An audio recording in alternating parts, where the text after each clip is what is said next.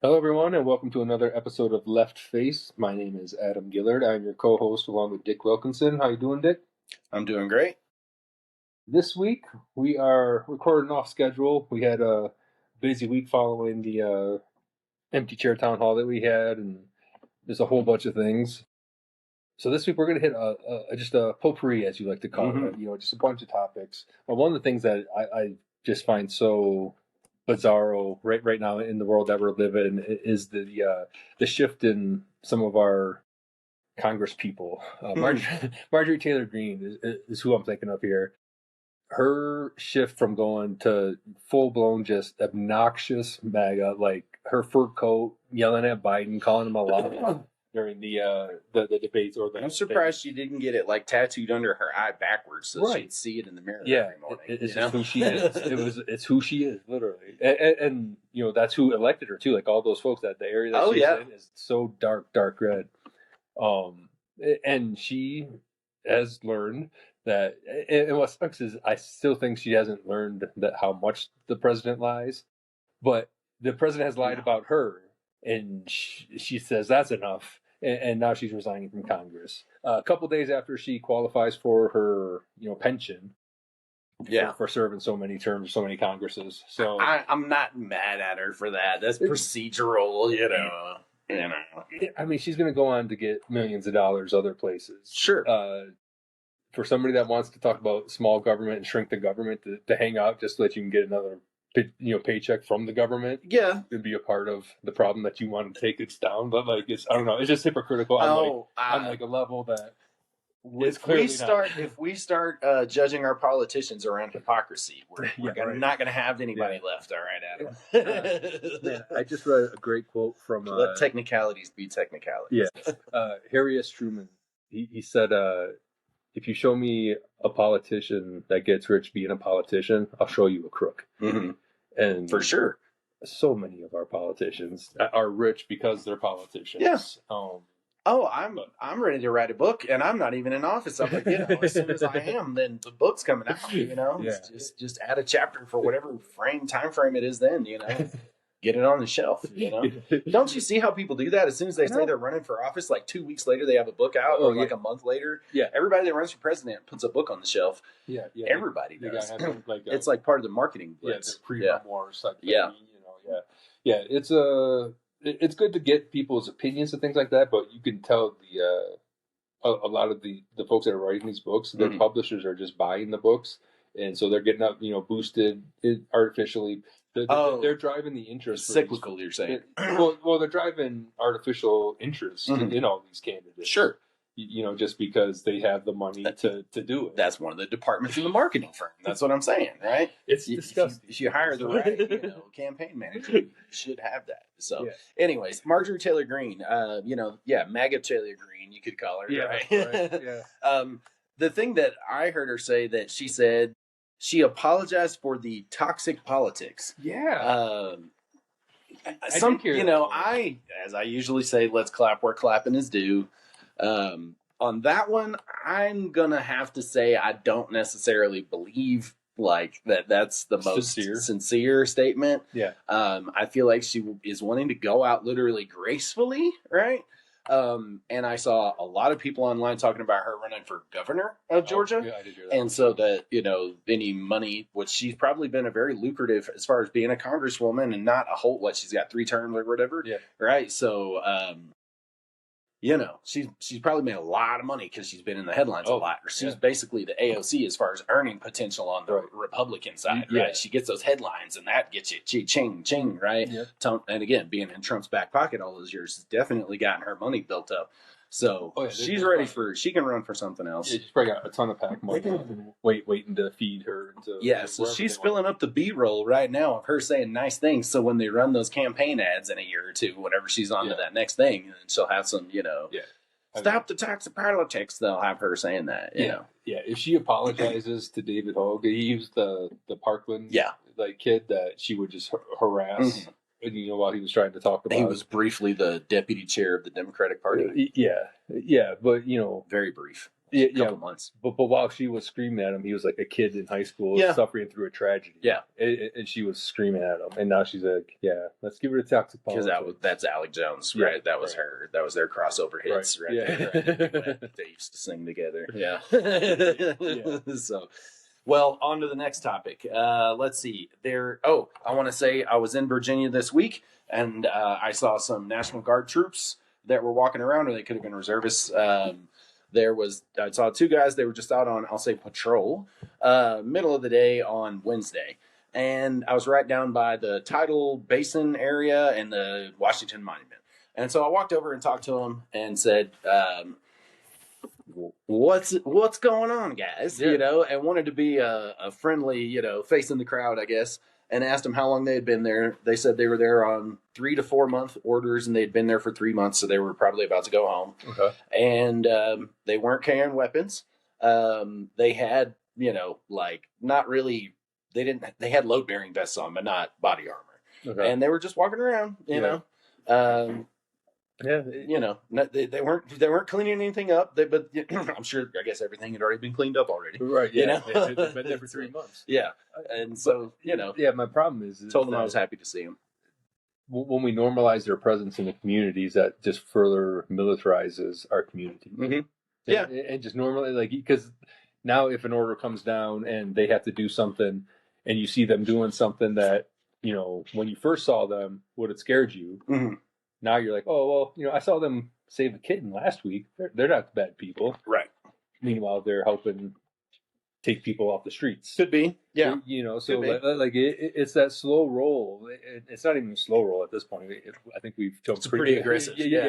We've jumped into some pretty fascist territory here. Pretty quickly. I completely agree.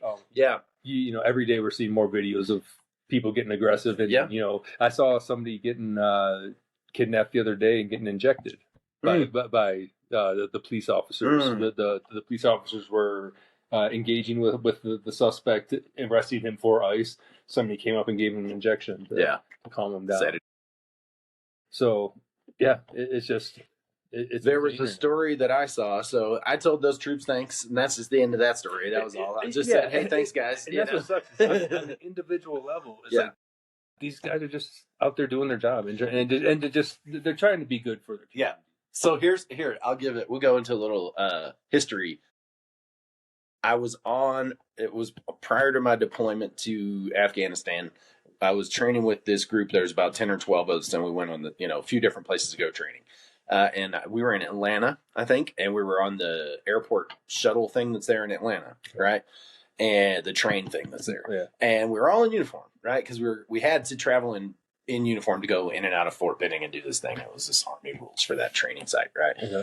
Okay. And so the people on the train, of course, most people are like, oh, hey, thanks for your service, you know. But if there's this guy decided, this was, I can't remember if President Obama was in office, so maybe it was his second term, but, and he said, you guys going to war, blah, blah, blah. Yeah, okay. He's happy for us. And he's like, too bad you guys got to work for that president. He's like, why won't Obama just show us his birth certificate? I don't think he's really the president. And we're just all in uniform standing there staring at each other like, what does this dude want us to say, right? Yeah. Like, he should know that whether we had an opinion about it or not, we're not able to share it. Yeah. We can't even remark anything to this. We basically have to pretend like we didn't hear anything he just said. Yeah. And he just was like, he didn't give up, he just wanted to recruit some support, Yeah. And I wanted to make sure I wasn't that guy, so as many times as those guys had to hear something like that in the 3-4 months that they're walking around in DC, I wanted to be the guy that just said, good on you, go Army, hope you get home safe. Hope hope your families are doing well. I've definitely had that before too, during Obama's terms, where standing in Safeway, just trying to get home to the family with some milk, and somebody wants to bone to pick. Just how Obama was weaponizing the IRS. Okay, cool. Yeah, what do you want us to do about that? Yeah. I agree. Yeah, well. I guess let's have that lead us into our first topic of substance then, which is the military and legal and illegal orders, right? And we've gotten pretty good on the show at taking a little bit of a leap into the future And a couple of months back, Adam and I talked about the concept of illegal orders. And when the generals were going to meet, it was not that we felt like people were going to go up there and give you like some, rip off the fascist flag or something like that, and be like, hail allegiance. But this is the room of people that can determine what are legal and illegal orders. They're the ones that are the genesis of that thinking, right? And that was a couple months ago. And so here we are, and I guess maybe some of those folks listen to our show. I'd like to think that maybe Jason Crow listens to our show. We talk about him, right? And so we inspired this movement, right? I doubt it. But, it's not impossible, right? Put the thought into the universe. Yeah, we did. And so this week there was quite a bit of headlines that some lawmakers released a video. So Adam, tell us what you saw about that, and I guess you saw news even as of today. Yeah, so the lawmakers, it was a handful, senators, representatives, CIA agents, just all coming out and just reminding people of their oath to the Constitution. I think something that everybody needs to listen to on repeat is General Miley's retirement address. Have you heard that? I've heard some clips, but I haven't heard all of it. Maybe great speech. But, this video kind of revolved around that concept also, that we don't swear an oath, to a person and allegiance to a person. It's to the Constitution. And when we have law or orders coming down that blatantly go against the Constitution, it's our duty to not follow those, because we're swearing an oath to the Constitution, not to the Justice Department or the executive branch. It's to the Constitution. And when you have the Constitution that's set up with those three legs, and two of those legs get swiped out, like you can't ignore those other parts of the Constitution. It puts the risk at a higher level, right? Being aware of what is the requirement of your oath, right? Yeah. So so the video was just folks saying that, like, protect yourself, do what's right, be ethical in your decision making, all those things that we're taught and we're trained in the military to do. And that made the president irate. He called them seditious traitors, saying that they deserve the death penalty. Initially, I think he did walk that back a little bit. So it was, he retruthed something, which is why he didn't use the words.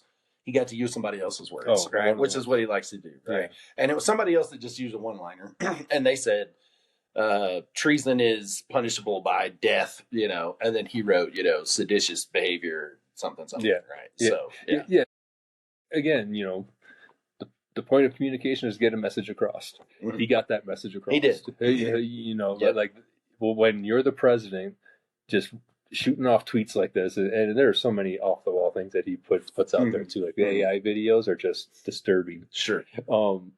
But that carries so much weight for the president to call for the capture and arrest of sitting congressmen people just because of they're trying to uphold the Constitution. Really, there's no other legal standing other than this. The president had his feelings hurt. And, when somebody said no to him, and you don't do that. Yeah. And so even today, even after, kind of a little bit of a walk back there, even today, he still says that they should be arrested. Our lawmakers need to be arrested. And if that doesn't send everybody's shackles up, when we talk about this further fall into authoritarianism and, the MAGA world that we're getting sucked into here, it's scary, but I so much appreciate them putting out that video. Because a lot of folks need to see it. I agree. I understood exactly what the tone of the video was. I understood what they meant. Yeah. I'll give you the Fox News alert. I'll tell you what I saw, because Dick was traveling this week. So what do I do when I travel? I watch Fox back and forth. That's all that's in the airport. No, on the airplane it's Fox, CNN, and MSNBC. And I'll tell you, man, I almost can't tolerate MSNBC. It's tripping over itself all the time. Really, I know what I'm going to get with Fox, and I don't know. They understand how to play the bullhorn better. NBC, I don't know, man. It's hard. It's hard to watch. But I guess because it's like wearing a T-shirt. Ironically, like that's how I watch Fox, because I want to see the the mirror and like Never Never Land in the other side of the mirror, you know? Anyways, man, that's when I learned about the video was on Fox. And they said, look at what happened. These lawmakers are telling people right now to not obey the orders of the president and not obey the orders of their commanders. They're saying actively to not do it. And so they were contorting the message just from the jump street. Absolutely. They started in the wrong place, right? Yeah. And then they said, okay, they're telling them not to follow these orders. So we're going to ask these people, what illegal orders have been given? What are you talking about? Even though everything was in a preemptive nature, in a forward-looking nature, these laws are already what's on the books, so you don't have to wait for someone to give an illegal order. We're just reminding you that this is what's already in place, right? And they wouldn't let it go. That was their rabid position on it, was what we have to understand is that these lawmakers must be talking about illegal orders that have already been given, and that's why they said this. And so again, contortion number 2 from already wrong mental place. Right. Then they went backwards. And so they got a guy on who is a former Navy SEAL, congressman right now. And he was like, you know, there's no illegal orders. These guys are all just doing it for clicks. Like there's a funding headline or deadline in, 2 days. And they all just wanted money. And of course, everybody's going to fundraise off of this and blah, blah, blah. Right. Yeah. And because they're veterans, they can say stuff like this and be sensational. And that's just, they're abusing their veteran, status to be sensational. Yeah. And so they found somebody who was willing to, take the opposing side. Yeah.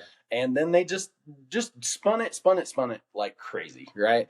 And so I watched that off and on for a couple days there, and they only talked about it in those terms. They never came around to anything that made sense.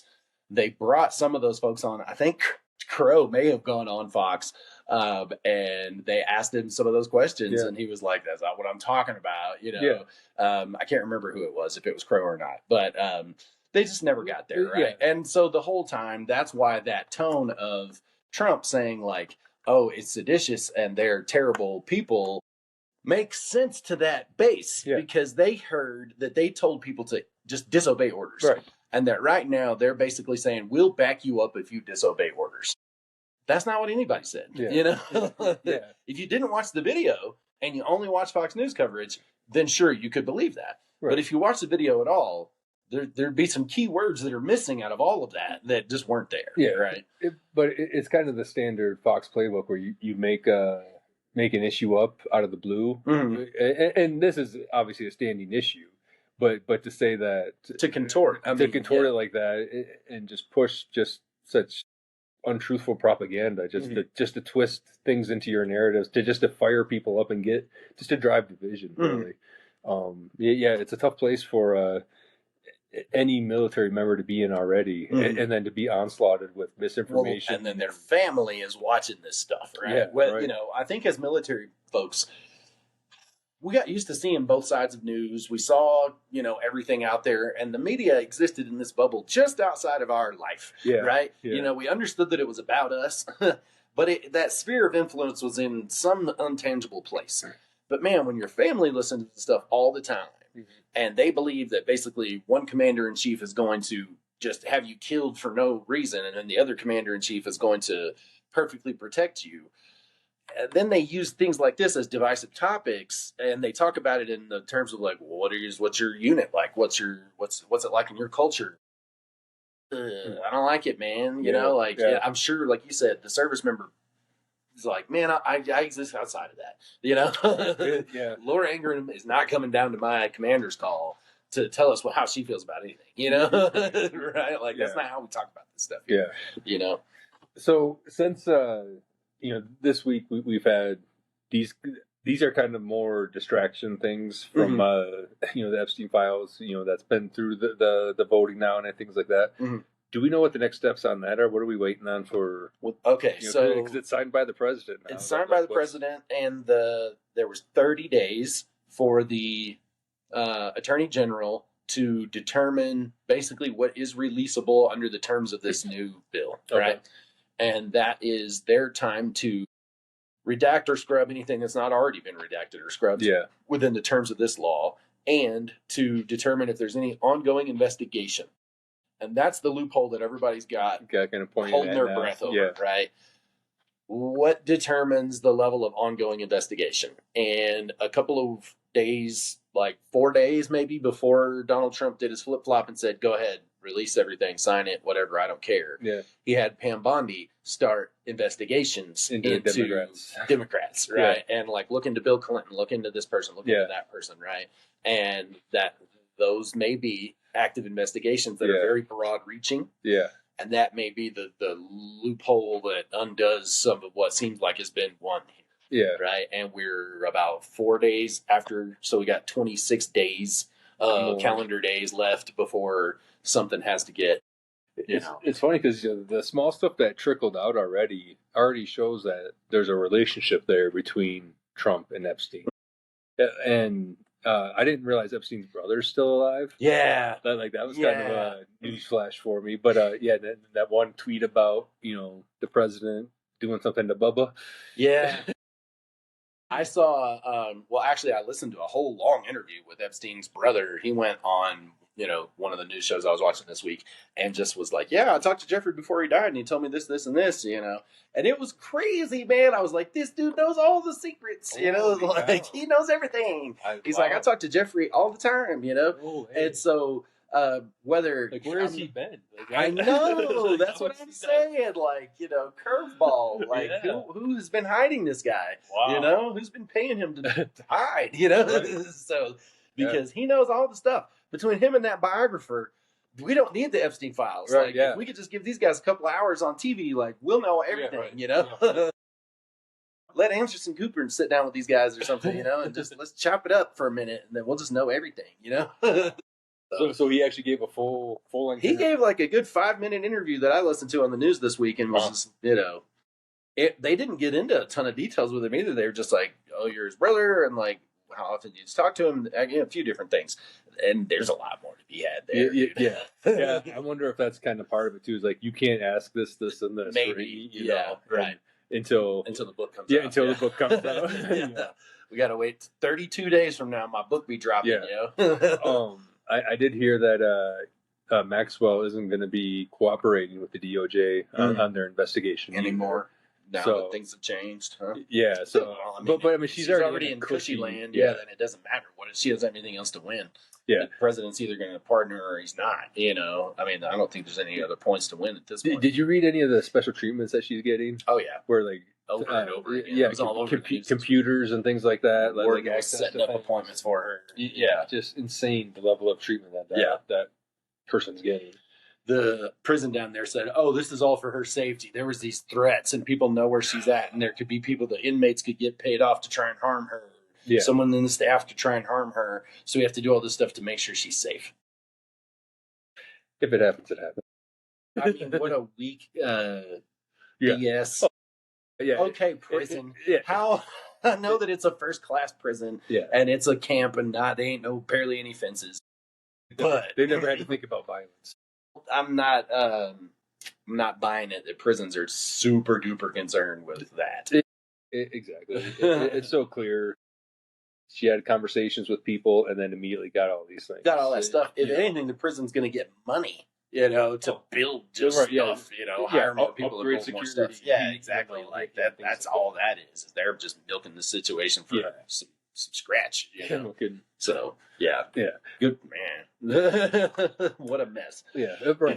And, kind of another mess that we wanted to talk about today for our last topic was something that came out of the Army recently, and just kind of a gross abuse of power. An Army OBGYN got discovered, charged with taking videos of his patients. Hundreds of women potentially, exposed to this guy. And it's not a one-off story either. There's always these abuses of power that go on.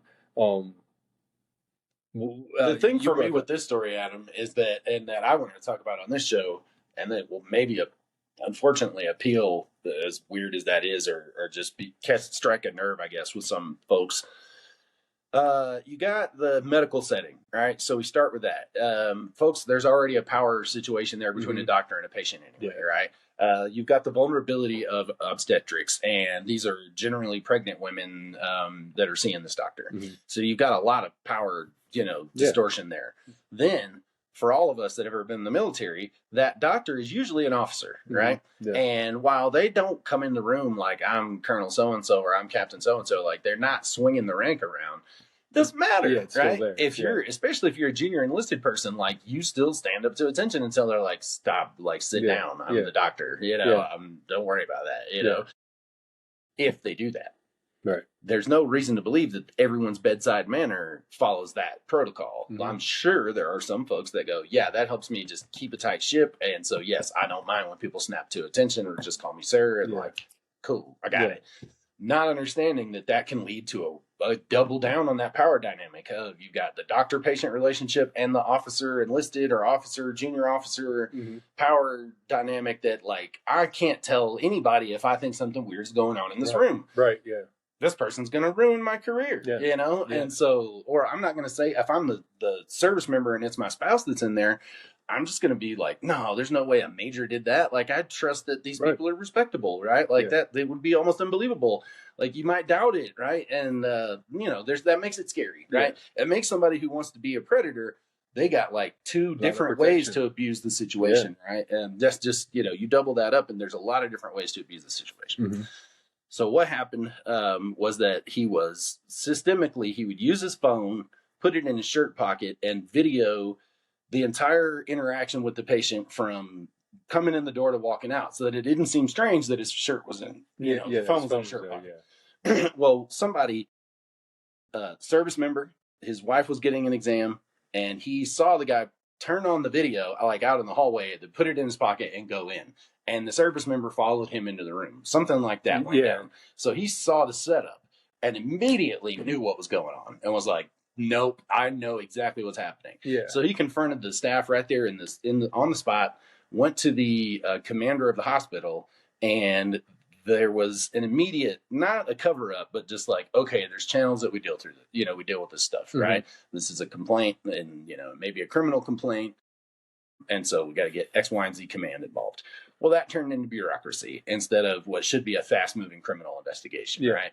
Then that went up to the base commander. That turned into more bureaucracy of like, oh, well, what type is the right officer to investigate this? And, it's this gray pay grade and all this other stuff.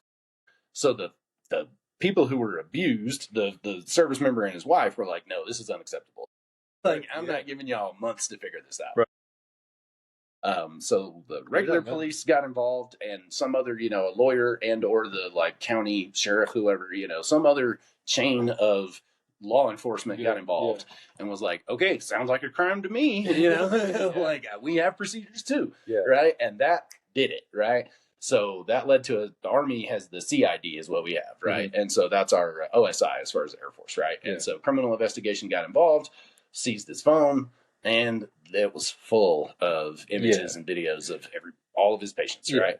And so they sent out letters to every patient and family member of a patient for the last like 10 years that he had been, serving.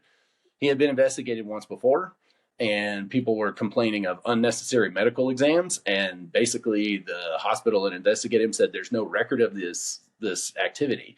Well, he was just telling his patients, oh, these test results were not conclusive. You need to come in and get another exam. And then he wouldn't.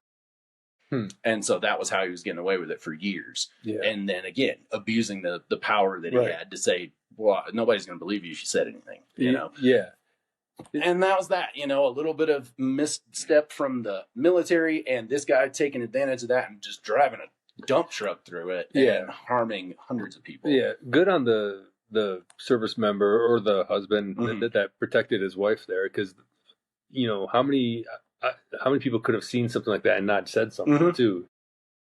For somebody to get away with something for that long, there's probably a few different. There was other people that had definitely come forward and it just immediately got shut down, right? And didn't even turn into an actual investigation. I'm sure of it. So good on that person for actually not putting up with because I think a lot of times the military would just wait it out and you become somebody else's problem. PCS people leave, and it's just somebody else's problem. And I'm sure that he had done exactly that before. Like, oh, right, okay, we'll see where this goes. Like he was bold and brazen in knowing that he could abuse these people. So another, unfortunate scandal that the military has to deal with involving this. And if anybody, I hope that if anybody was his victim, that they're getting the help that they need, and that those letters didn't traumatize them again, but they mailed out letters and got in touch with everybody to say there's help available. That was part of it. It wasn't just like, hey, you may have been the victim of a crime. You may have been sexually assaulted. And we're here to support you. Yeah. Man, it's just those power dynamics that you talk about, when we get the wrong people in those positions, it's so easy to abuse it. It's just it's a tough spot to be in for the victims, For sure. And then, you think also that like there's that medical code of conduct or ethics that other people in the clinic have to observe. But that's where that rank kicks back in. If you're the director of the family medicine clinic, that's it. You're everybody's officer, and you're writing all the evals. Like they're not going to rock your boat. You're very, very likely to be able to bend the rules, do weird stuff, like carrying your phone into the exam room. You go, I've been a doctor for a long time. What are you talking about? I don't even know how to use this. Just whatever, right? One way or the other. So that's unfortunate that those situations exist, and they're just even more ripe in the military setting. So check on your people, and don't be afraid to. Don't take no for an answer from the command or the base or the colonel at the hospital. It doesn't matter. You know what I'm saying? Actually, one other thing I just remembered also is that the government reopened, but that the deal for that expires in January. End of January. And there's already talk around town that it's gonna expire again. The government's shutting down in January. Have you heard anything on that in your circles? There is a rush to do as much work as possible so that if that does happen, there's not only all the loose ends of whatever from the last shutdown need to be taken care of, but that people feel like they need to preemptively get ahead of the next shutdown and do as much work as possible in this interim. And there's time off for these holiday breaks, but I've not seen quite so much activity in the government around the holidays. This is the most folks are popping, right? Folks are popping. They're going to work and they're taking care of business. That's what I'll say. So good for them. I appreciate it. I know all the other contractors and folks that Defense Industrial Base and all the people that are as veterans out here that depend on that as how we keep the wheels moving. The shutdown had an impact, and getting those things back on track has been helpful, and I know that they're all doing their best. Their quality, they're servants just like we all were, trying to do what they can within the framework of the problems that just fall out of the sky into their laps. You know what I'm saying? So we all appreciate it. We know they're doing hard work, just like those air traffic controllers, man, that government contractor, like those contracting officers right now are putting in hours like the air traffic controllers, man. 80 hour weeks for them. They are. Their fingers are bleeding from pushing pencils so hard. And, just having that looming on the horizon again, it'll be interesting to see if the Democrats have any kind of plan, because you've already caved once. Why do it again? Why go into a shutdown again is the real thing, right? Exactly. What do you have time to load up, right? And now that the Epstein thing is done, what drama lurks in the in the house? I don't know. We'll see. January. They'll tell us first week of January, right after it. Old MAGA Taylor Greene checks out. They'll tell us exactly what they're up to. Well, I'm sure the person coming in behind will be just like the old school. Now, what we'll see if they do a special election and there's a shutdown going on, will Johnson seat that person, or will he pull a Grijalva and say, "Oh, we're out of session. We can't have any of that." We all know how that's going to happen. That's how it'll happen. All right. Well, thanks everybody for tuning in, listening to another episode of Left Face. We'll get you next week. Thanks.